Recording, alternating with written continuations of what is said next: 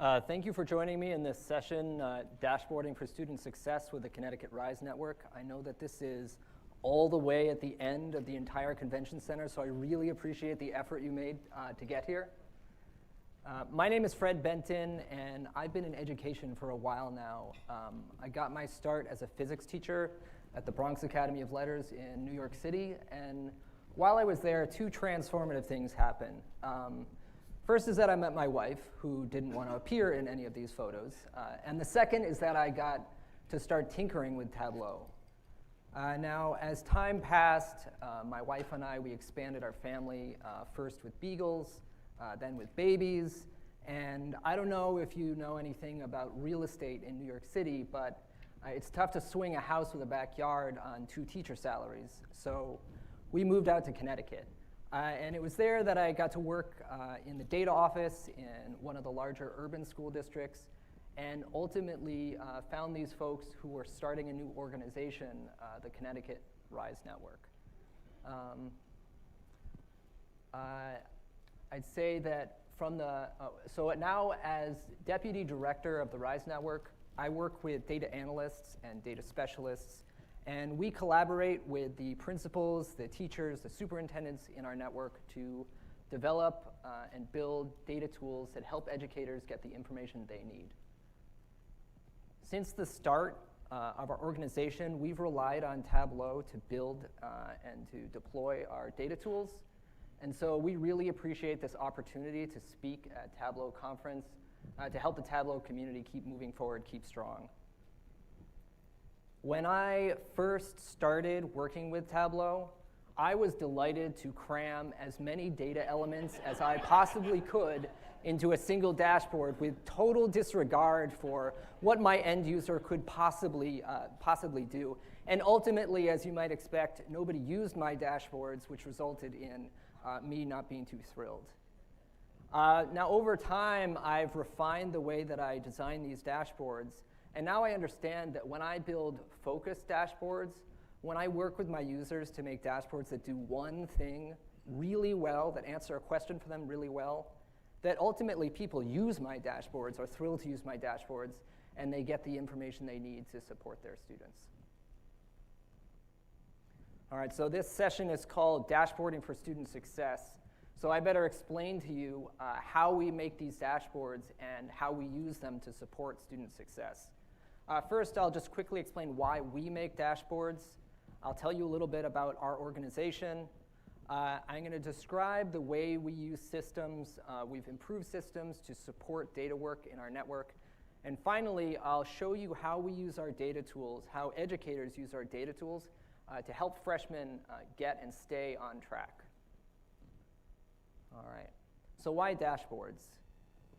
We know that our students are unique, and our ability to support them relies on our understanding of their unique needs. And those are needs which change on a daily basis. We also know that teacher time is precious, and they do not have the time to grind through all the data each night to get the insights they need to be most effective. And so that's why we partner with educators, with teachers, with principals, to help them design dashboards that answer their questions. And we find that their feedback is extremely helpful in getting our dashboards ready to deploy, ready for their use.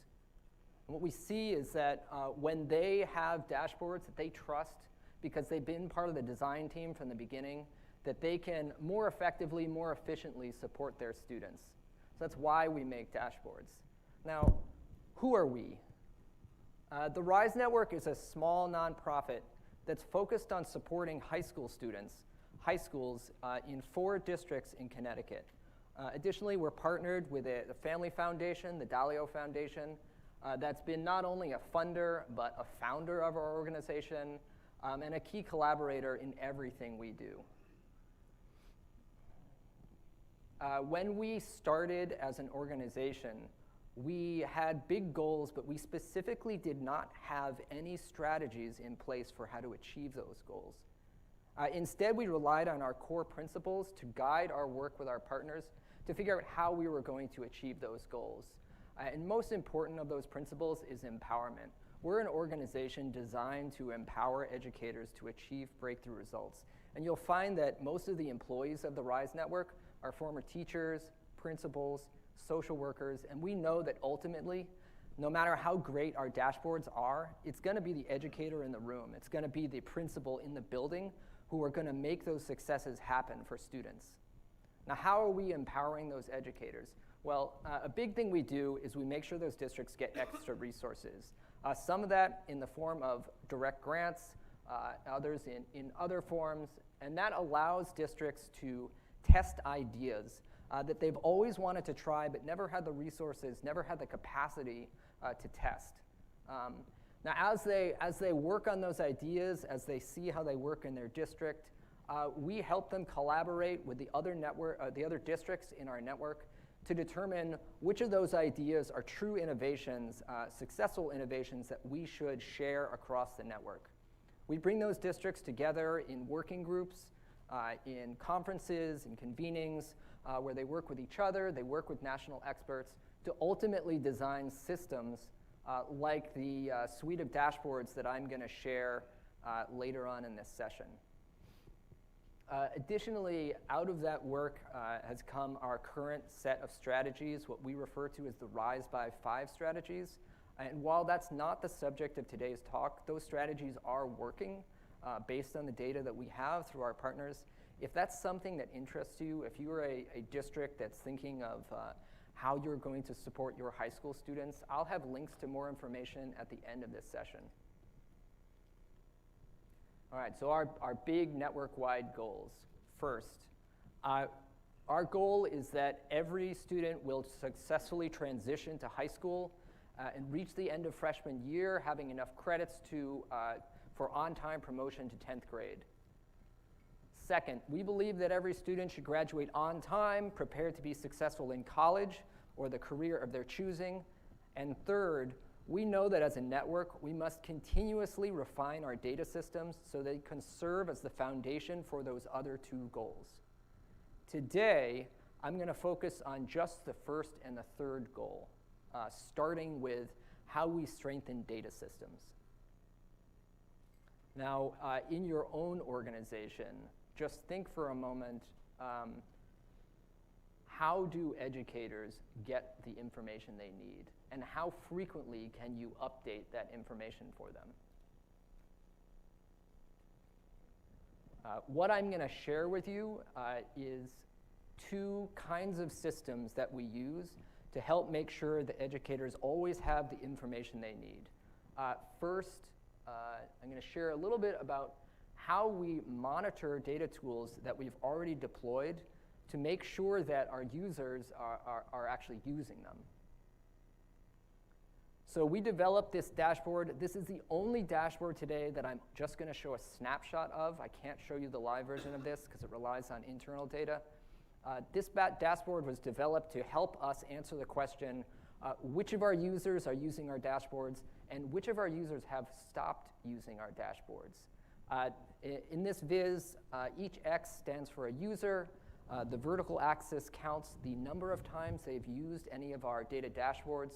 The horizontal axis shows the number of days since they last logged into any of our data tools. And this lets us do a few things. For example, users who are in the top right corner, those are our power users. They're in our dashboards every day. They're in our dashboard multiple times a day. And we go to them for lots of our questions. But a slightly more interesting question that this answers is, or that this gives us information to answer, this identifies users who are high on the vertical axis. They have been using our tools. But as they move along that horizontal axis, it's calling out to us that for some reason, they stopped using the dashboards so that we can reach out to them and say, hey, why did you stop using the dashboards? What's broken for you? Why is this no longer meeting your needs? What do we need to develop? What do we need to change so that we can help you continue to get your information? All right, so this helps us understand our users a little bit better. This next system that I'm going to talk about is a little more involved. It's a system we refer to as the data pipeline. It is how we continuously update the dashboards so they have the most recent available data for our educators. Now, before I step into this, I need to note that we're a small nonprofit. We do not have a full IT team. We do not have a whole bunch of hardware on premises. We just can't afford that. So instead, all of our data infrastructure we get through Amazon Web Services, which has worked out really well for us.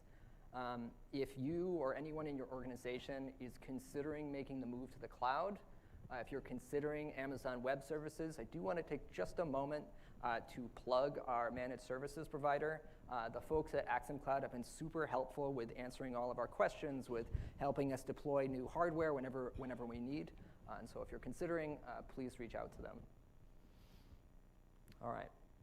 This is a diagram of the data pipeline, and I'll talk through each piece sort of at a high level.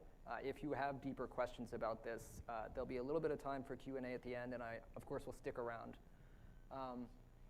It's a simplified diagram, and in reality, there are actually multiple copies of each of these pieces, one for each of our districts. We work really hard to make sure that each district's data is securely isolated from any others, so there's never any chance that users from District A would accidentally see data from District B. Additionally, there are a number of security measures in place, not in that diagram, that prevent unauthorized users from gaining access to our data warehouse. You could literally take my laptop, my cell phone, and my password, that's not my password, and you still would not be able to get into our data warehouse. So we're extremely security conscious around this data. All right, so the pipeline. Every night, districts send us data. So that's grades information, attendance information, behavior information, enrollment information. Additionally, at certain times during the year, they'll send us other kinds of information like SAT scores, AP scores, state collections, so we can help them simulate their state accountability scores in advance. That information is dropped off in a secure FTP server where it is then moved into S3 buckets, data storage buckets, where it awaits processing. We process all of that data using R scripts on RStudio, and that lets us clean that data, shape that data, get it into a form where it's ready for our individual dashboards. Ultimately, it's dropped off in our data warehouse. We use Amazon Redshift for that. And then finally, it's connected to our Tableau server. We have a core license for Tableau server that allows us to add users whenever we want, have as many as we need, up to the limits of the hardware. And speaking of adding users, when we first started as an organization, when we were just starting out with our dashboards, it was possible for us to manually maintain our users. But as soon as we got even a little bit popular, we realized that we needed to automate the way we manage users. And so we developed a system for that. And in that system, each district has a RISE dashboard account manager. And they have a Google sheet that has a row for every user. And they identify what schools that user should have access to, what level of data that user should have access to. Is this someone who can see student level data? There are certain dashboards that have principal views.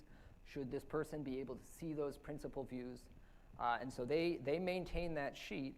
And then we have a script that goes out and reads the information out of that sheet and uses the Tableau server REST API to create, update, and delete users based on that sheet. And in that way, without us doing a bunch of work, the users, the districts get complete control over who has a user account and what those user accounts have access to, and everything is just maintained. All right. So I've explained the data system. I've explained why we make dashboards.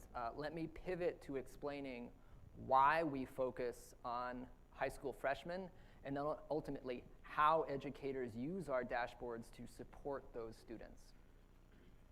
A few years ago, we took the entire network out to Chicago to work with the University of Chicago Research Consortium.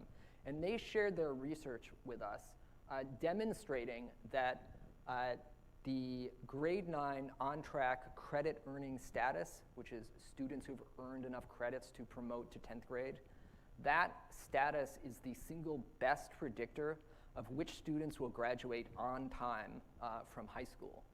And now that was pretty profound for us, but we didn't just take their word for it. In fact, when we returned to Connecticut, we replicated their research using our own longitudinal data.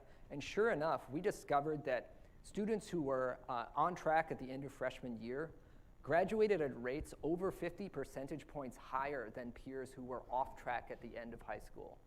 So this was pretty exciting for us, and it drove a whole lot of development energy towards building dashboards and building data tools that would help teacher teams identify and support freshmen who were in danger of being off track at the end of the year.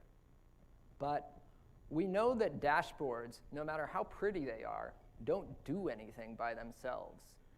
If we don't have users who are actually making use of the dashboards, who are correctly using the dashboards, who are efficiently using the dashboards, then the students don't gain any benefit.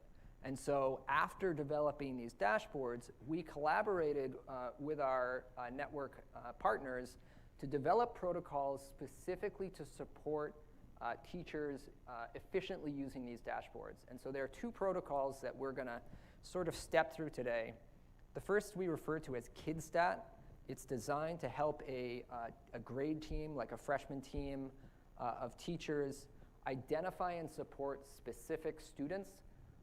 The second kind of protocol is referred to as SchoolStat, and that's for a broader team, a team of principals or a mixed team of principals and teachers from all over the school, to help them on a monthly basis review the state of the school and identify bright spots and areas of concern where they can put some extra effort. And so the first protocol that we'll step through is this KidStat session. And while I'm switching over the projectors to get over to the dashboards, just think for a moment. Imagine in your school, assuming that you work in a school, that you're going to give a team of teachers 45 minutes to identify and discuss students who are in need of additional support or additional enrichment. How would you help those teachers, or how would those teachers identify which students they want to discuss? And how would they quickly gather all the information they need to have a rich discussion on those students? So you just think about that for a moment while I push this button.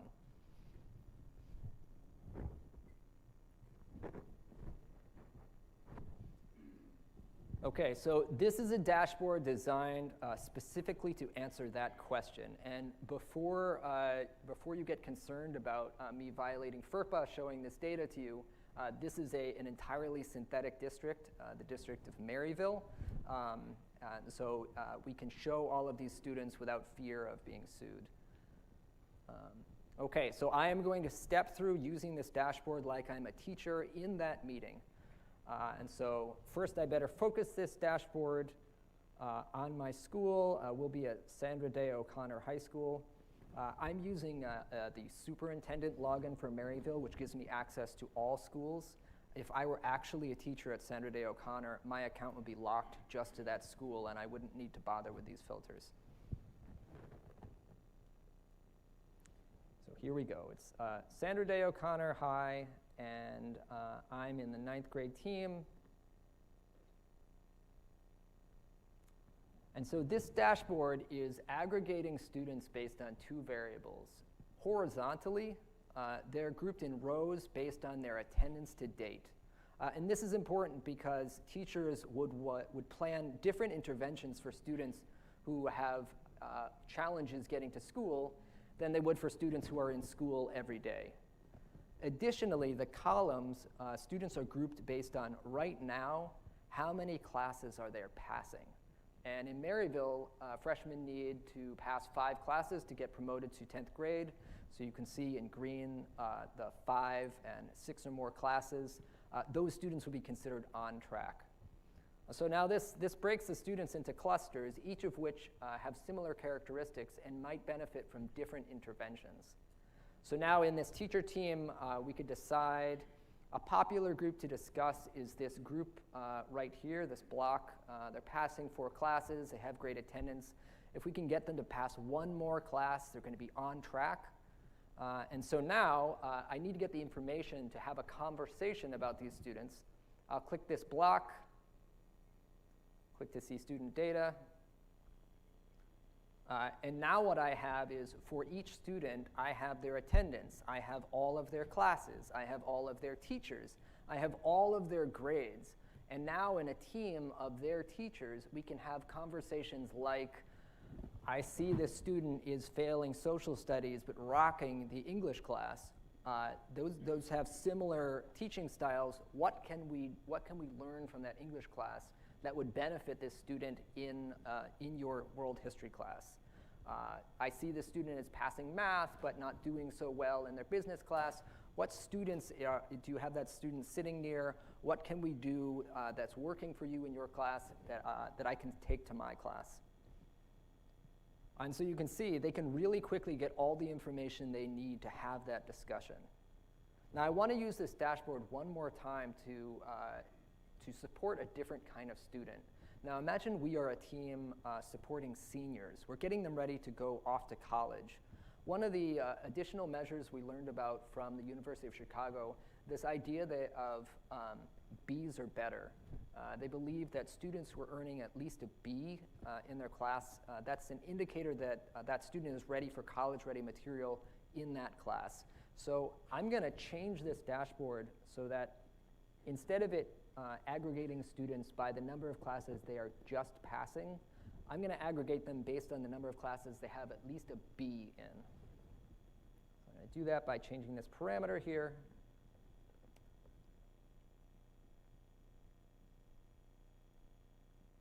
And I'm also going to switch this, so instead of looking at ninth graders, we're going to be looking at seniors. And now, when I click into this block of the column with the 4 on it, these are students who are getting a B in at least 4 of their classes. Not just passing, but getting at least a B. And now I can have a different conversation about these students. These students are actually doing pretty well, but with help, they could really be thriving. Now, when we showed this tool to teachers of seniors, they said, you know, this is great, but seniors are a little bit different than freshmen, and we actually need more information. We need to know their SAT scores. We need to know how many credits they have in high school right now. We need to know how many AP scores they've taken. We need to know if they've had any behavior incidents. Could you just jam all those measures into this dashboard? And we said, you know, it's Tableau, so we could put all of those measures in, but we don't really want to get that dashboard that I showed you at the beginning. So let's leave this dashboard doing what it does. It does this very well. And what we're hearing is that you want an additional dashboard, something that gives you all the information we have for each student, all in one place, so you don't have to log into a whole bunch of sites. And so that led to the development of, where's my favorite student? Here we are. That led to the development of a dashboard that we refer to as the student profile. And in our boards, anytime you can get down to student data, you can always click over to see the student profile.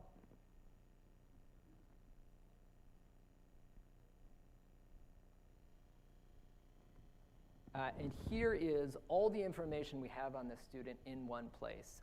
And you can see we've got their attendance information, including like the last 30 days of attendance, plus attendance aggregated by month, plus annual attendance. We have their current grades, like you saw in the previous dashboard, but we also show how many credits they've earned in each grade level. We've got this big indicator here saying, yep, this student is likely to earn enough credits to graduate from high school. We have their entire transcript, every course, every credit, every grade, but that's a lot to look through if you want to understand a student. So we also have this histogram here that shows you the kind of grades they've been earning over time.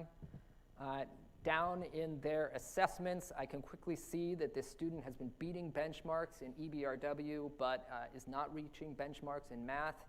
I can see the AP tests that this student has taken. I can see any suspensions this student has received. That's a lot of information. Now, we showed this to teachers, and they said, you know, this is great. We asked for all this information. You gave us all this information. The only problem is that it's a lot of information, and it actually takes us too long. It takes us too long to figure out if these students are someone we should focus on or not. So he said, okay, what we're going to do is we'll make you some status indicators based on the measures you say are most important. And so up at the top, you can see there's just a quick check or X. Is the student doing okay in attendance? Is the student doing okay on the math SAT? Does this student have B's or better in all of their classes? And accompanying those check or X's, just to give it a little bit of depth, are some numeric indicators that mean a lot to people who use our dashboard all the time, but can be a little inscrutable if this is the first time you're coming to this. But this is Tableau, so we can pop in a tooltip. And so this is explaining that 0, 1. The 0 is showing the number of times this student has been absent to school so far this year. The 1 is showing the class that has the greatest number of period absences. And teachers ask for this specifically. This helps them catch students who come to school every day, but cut second period every day. So they'll always be marked present for school, but this will quickly call out that there's this class that they are not attending. And then teachers can go down and see which class that is and then figure out what they need to do to help that student. Okay, so between the grades and attendance dashboard that we saw initially and this dashboard here, students, teachers in those KidStat sessions can have really rich conversations and have all the information they need. I'm going to pivot now to the school stat style protocols.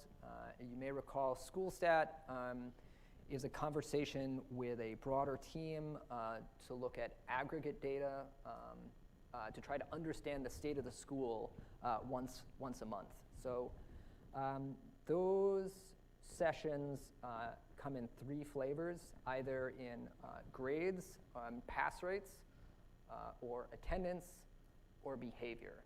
And in each one, the participants are essentially asking themselves the same question. What is the data telling us? What are the implications? And really, most importantly, what are we going to do about it? What are we going to try about it to try to make this data better the next time we come and do this? And so I'll sort of quickly step through that as we look at these dashboards. So this first one is looking at grades and pass rates. And this is designed to really help instructional leaders support teachers across their school. Now, is anybody in this room a principal by any chance? Anybody in this room a former principal? Okay, so anybody in this room considered an instructional leader in their context? Okay, for those of you who fall in those roles, right now, just think about how do you identify the teachers in your school who are either bright spots, they're doing things that are causing student success far and above, they're sort of outstanding in your community, or teachers who, for whatever reason, need more instructional support to help students thrive in their classes. How do you identify those teachers quickly? Unfortunately, I don't actually get to call to the audience, but this tool is designed specifically to answer that question. What it's doing, we're going to step into, we did Saturday first, we'll go to Sotomayor High. Focus in on freshmen. So what you're seeing in this first part of the viz is the pass rates for every course in the high school grouped by content area. And so if I imagine this team, they're looking at this and we can see, okay, the business department has the lowest pass rate right now. And as I hover over this, I can see this is representing 62 students, 62 freshmen. That's not a lot of students. But social studies and history, this is representing 281 students. It's got a pass rate of 80%. I'm going to click in here and see what additional information I can get.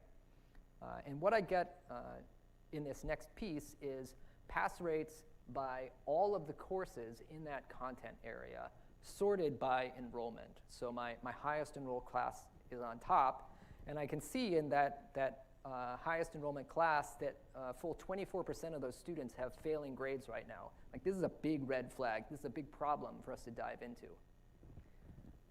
teachers who use this dashboard would stop here. If they click on this bar, no additional information shows up. But we're using an administrative account. We're pretending to be principals. So we're going to dive a little bit deeper into this data.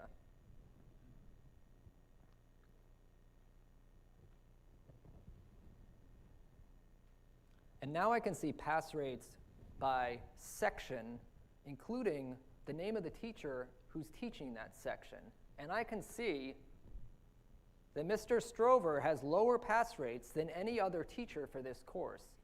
And so here, I might want to just stop the protocol right now and say, I need to go check in with Mr. Strover, understand his context, understand what's going on in this class, and see what instructional support he needs. But before I do that, there is one question I have, which is, what if it's the case that he just has students who miss school a lot? If it turns out that the students in this class are really attendance challenged, well, I'm going to provide different supports than if they're always there and he needs instructional help. So let me click one step deeper and understand the students in this class. And here I can see 100%, 100%, 100%, 100%. So students in this class actually have pretty good attendance. And I can even see how many classes they're passing in total this marking period. And a lot of them are passing 8 classes, 7 classes, 6 classes. Like, these are students who are actually doing pretty well, just not this class. And so now I have enough information to have a good conversation with Mr. Strover, try to help him get the support he needs so that his students can be successful. All right. Can I save your question for the end? Sure. Thank you. I'm going to pivot now to a quick look at attendance at Sotomayor High.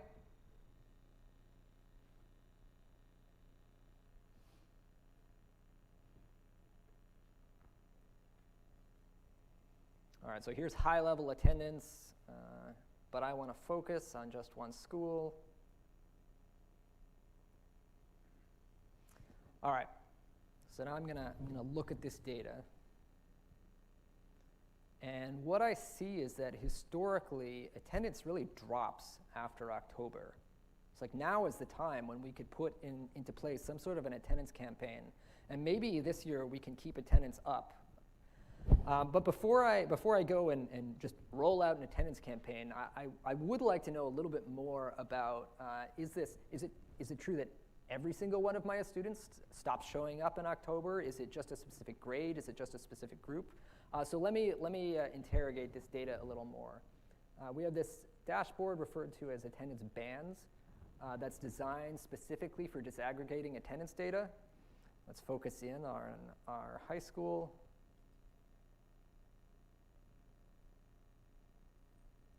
All right, so now students are grouped in attendance bands based on their attendance to date, with green being students who come to school fairly often, and red being students who don't come to school fairly often.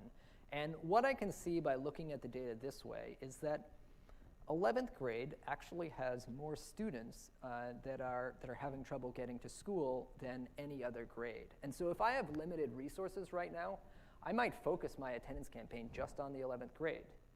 But I would like to check one additional thing. I'm just curious if there's another way of disaggregating this data that explains more than just grade level. And so I'm going to disaggregate this data one more level by race and ethnicity.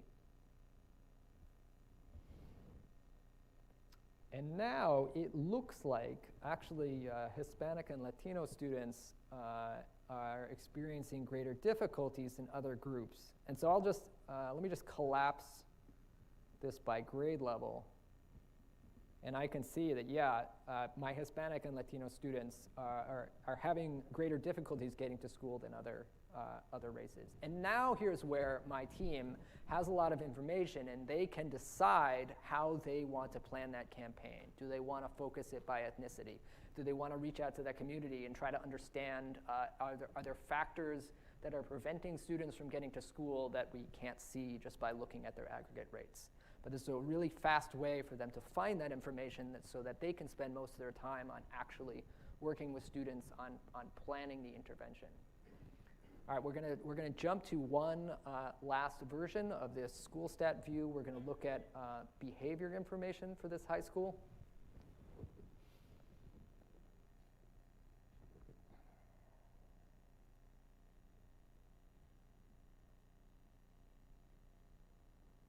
Here we are at Sotomayor High. And right now, this is grouping by school year. This is the number of suspensions, red for out-of-school suspensions, yellow for in-school suspensions. And the unit of measure right now is the number of students involved in suspensions each year. That's not really very intuitive, so I'm gonna kick that over to count the number of incidents instead. And now my team would like to understand where these incidents happen, what kind of incidents this represents, so that we can start thinking about how to prevent further incidents. So I'll look at this year, and I can see that most of my events are happening in the hallway or in the classroom. I'm just going to check last year to see if I'm getting similar results. Yep, most of these events are happening in hallway or classroom. Let me just see what kind of events are happening in the hallway. All right, and so now with just a few clicks, my admin team knows a lot about the kind of behavior incidents that happen in this school. And now we can think about, what are we going to do to reduce the number of incidents this year? Are we're going to have a bigger presence in the hallway? Are we going to do some kind of training with students? I don't know what, but we have our information, we have our charge. Okay, so you just saw 3 ways of looking at aggregate school data, grades, attendance, and behavior. Something that you might be thinking right now is, these are very pretty dashboards. It sounds like nice protocols, but does this work? And how do teachers, how do principals know if this stuff is working? And so you might not be surprised to discover that we have dashboards designed to answer exactly those questions to help our partners reflect on progress during the year and at the end of the year. So the first one that I'm going to show you is used to reflect on our ability to keep freshmen on track. It's used at the end of the school year to reflect on the whole year so that our teacher teams can prepare what they're going to do in the coming year. This dashboard is referred to affectionately as the swoopy diagram. And you'll see why in just a moment. Here we are. And so this picture, when we used it for this first time, we just printed this out and gave it to educators because by itself, it gave them enough information to have a really rich conversation. Students were grouped on the left based on their status at the end of 8th grade. We got their 8th grade academic and attendance information and gave them risk statuses from high opportunity in the dark green to high risk in red. Additionally, students who are repeating freshman year for the 2nd or 3rd time are coded in purple. Students are clustered on the right-hand side based on their status at the end of the year. Green were students who promoted on time to 10th grade. Yellow and red were students who were missing credits and did not promote on time. And what this allowed our teams to see right away is that by and large, most of our students transition successfully to 10th grade. Like, great, things are working. And it doesn't matter if you come in high opportunity or high risk. Most of those students are on track at the end of the year. However, we could also quickly see that most of the students who are repeaters, most of those were off track again at the end of the year. And that led to a big pivot on our part. And a lot of our efforts this year, a lot of our innovation is around testing ideas to better support repeater freshmen. Whatever we did last year, it didn't work. And so if we don't do something different this year, we're just going to be looking at this same graph again. So now this isn't on paper, and it's designed to support freshman teachers who actually taught all of these students. And so when they are doing this protocol, when they're studying this data in their team, they can actually click into this and see who are these students who were high risk, and what is the data around them. so they can see all of their 8th grade data and all of their 9th grade data and have conversations around what moves did we make as a team to help these students get and stay on track all year. So this is our end of year reflection tool. Additionally, we have a tool that helps look at on track status during the year. Every year around first quarter, we get these emails from our partners saying, 85% of our freshmen are on track. We're awesome. Everything is great. This is fantastic. And then we say, great, keep up the good work. But we also say, is that great? How many students were on track last year? How many students were on track this time 2 years ago? How many of those students are likely to be on track at the end of the year? And so that led to the development of the final dashboard that I'm going to share with you.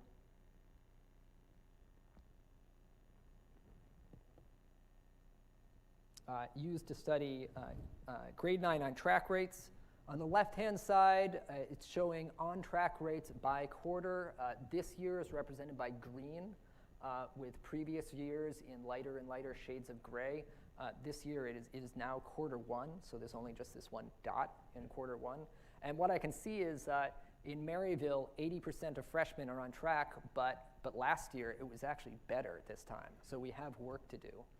On the right-hand side, I'm showing on-track status at the end of the year, which for the gray bars, that's real data because those years have finished.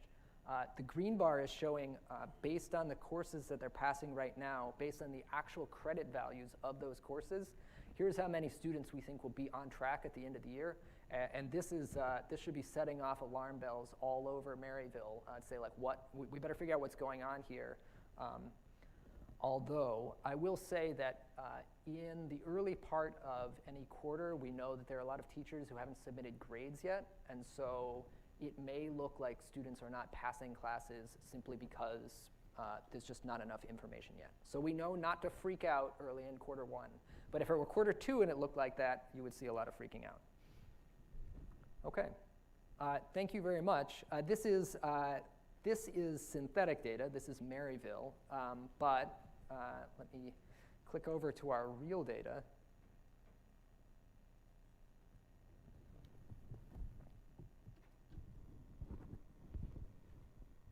So using this dashboard with our real data, we know that on-track rates have improved year over year. We're at least 10 percentage points higher than our baseline data of a few years ago. Additionally, since you know that we can disaggregate our data because we've got it all in Tableau, we can say that Black and Hispanic students, English language learners, and our special ed students, their on-track rates are actually improving faster than the main population. And this is one of the things that really helps us believe that these strategies, the Rise by 5 strategies, and the RISE Network itself, that our work is taking us in the right direction. But we also listen to our partners, and I just wanted to share some comments from them. I like the dashboards are extremely user-friendly. They're useful to our school with respect to identifying trends in data and focus areas.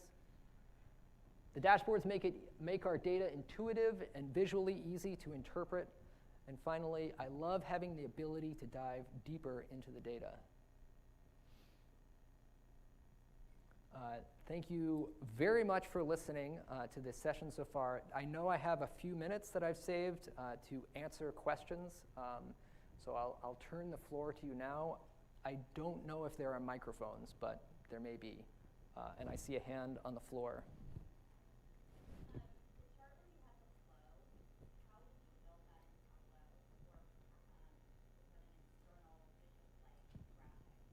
Yeah, so she's asking about the swoopy chart, which I think the official name is a Sankey diagram.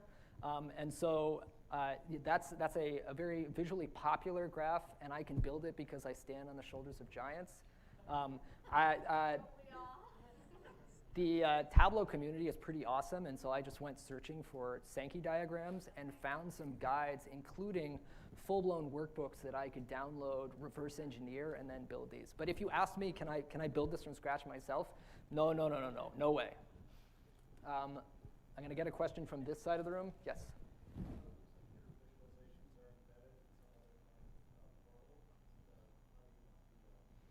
I think the technique is referred to as iframing, and so we use Wix as our because we do not have a full-blown web development team, so we're just getting something off the shelf, and they just have a little thing that lets you embed other web pages inside of the other web page.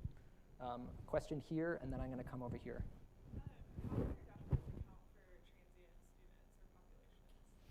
It's a great question. Some dashboards, most of our dashboards are designed to only show students who are currently enrolled in the school because we want people to respond to students they can actually affect.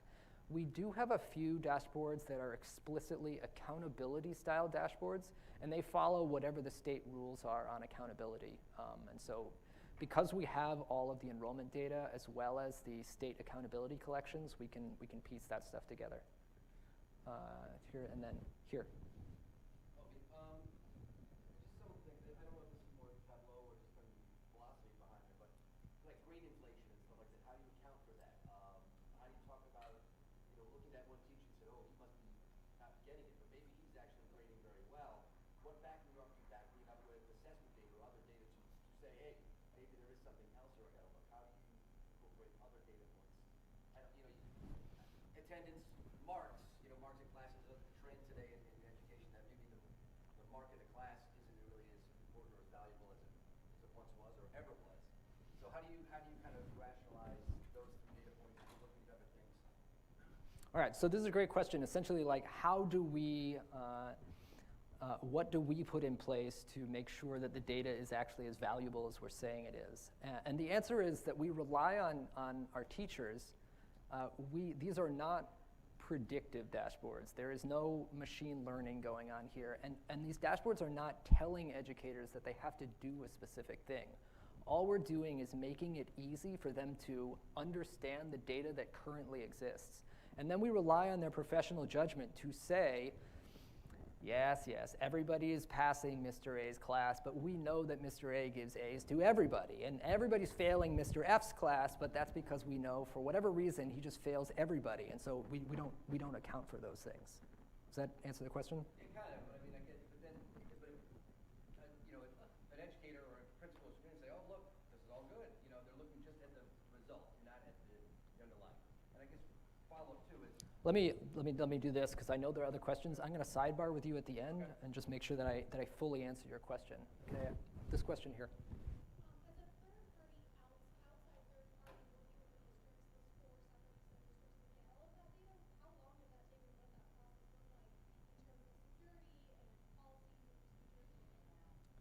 So we have some pretty hefty legal teams, both on working for us and working for the districts, and they write extremely rigorous data sharing agreements that are part of being in this partnership. We can't provide data dashboards if we can't provide the data. So so there's that. But then once those agreements are in place, it takes about 2 months for us to work with each district's data team to figure out where all the data is, figure out what it's all called, and get it over. But then once it's in the pipeline, it just updates every night, and it takes us about maybe an hour per district to process all their data and get the most current version up. Let me get here, and then I'll come here, and then I'll come here. Yes? When you replicated the research that found a correlation between on-track status in 9th grade and graduation, did you use Tableau for that? Or we didn't. We actually, there's someone here representing the Harvard Data Fellows.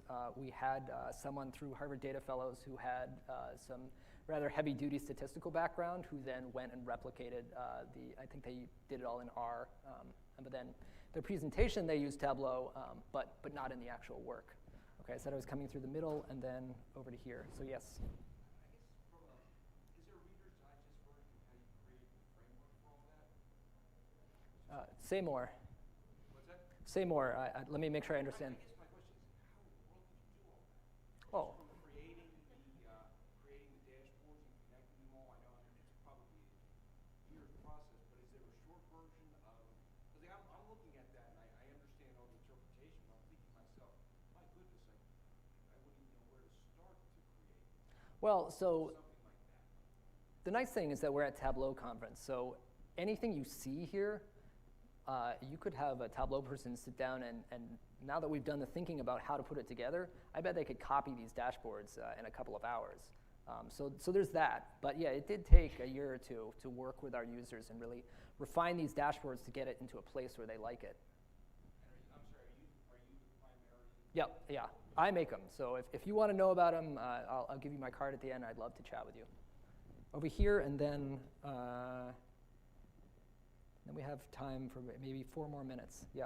Basically, just to back off of this question, do you have a workbook with the anonymized data that we could download and work off of to backwards engineer the way you do? I'm pretty sure that my boss would not be thrilled about me handing away all of our IP. So I think the answer is no. I'm sorry. Yeah, I think the answer is no. Here. So the question was if authentication and being able to keep that data separate from each school, et cetera.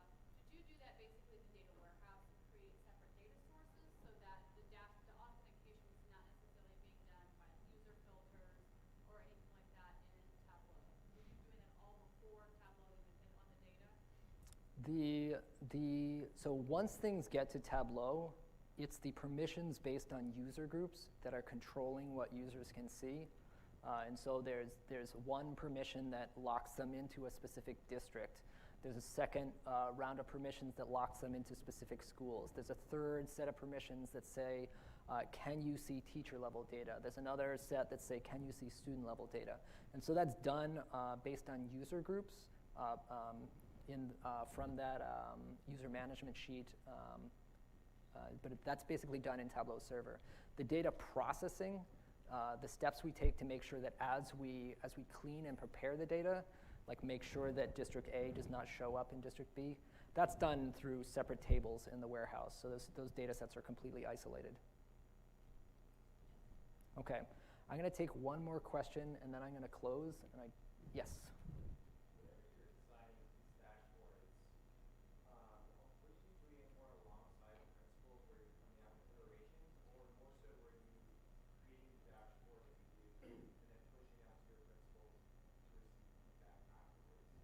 I'd say both. I mean, initially, they are coming to us saying, I want to do this thing, but I can't. Or, I like this dashboard that I see, but it doesn't really do it for me. Can you make this thing that does something else? And then we can show them early prototypes, get their feedback on it. And then ultimately, we're collecting feedback all the time to improve the dashboards. Speaking of feedback, if any of you have not yet dumped feedback for this session into your TC18 app, now's a great time to do it. So yeah, we're working with them all along the way, and there are sometimes, it doesn't happen very often, but there are dashboards where we worked and we worked and we worked, and we really thought we had something, and then ultimately nobody used it, and we ended up just spiking those dashboards. So we're getting to the end of this session. And I really appreciate you coming and listening to this, asking questions, helping push thinking. If there's one idea that I can leave you with, it's that idea from the very beginning that when we make dashboards that help our users focus, that help them answer one question specifically, that those are dashboards that people really want to use, that those are the dashboards that are going to help your teachers, help your students thrive. Thank you very much, and I hope you have a wonderful rest of your conference.